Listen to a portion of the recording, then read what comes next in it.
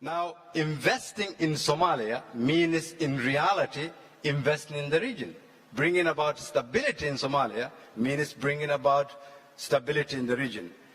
How do we prevent crises like the ones that we have had in Somalia for the past 20 or 30 years? It again comes back to the reality of how do we invest as global leaders. Somalia today stands in a position where we've made progress on political formation, on economic growth, on security. But the issue is that the world has been focusing on terrorism and how to fight terrorism in nations like Somalia. You cannot defeat terrorism through military means alone. You defeat them through investing in political processes, through creating jobs, through fighting corruption, through inclusive politics where women, youth, vulnerable groups are empowered, through putting systems where people's hope and aspirations are seen through systems that they can recognize. How does, therefore, the world we live in today reflect the current realities?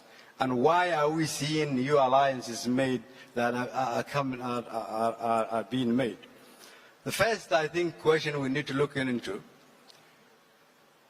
how can we address the growing unilateralism and protectionism policies that are being formed globally?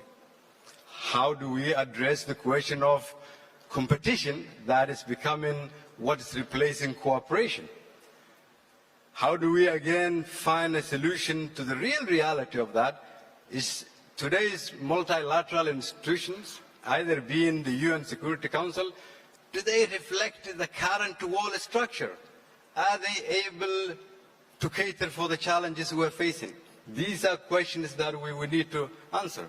And how do we relate to organizations like the African Union that are becoming increasingly important, and how do we put emphasis into that?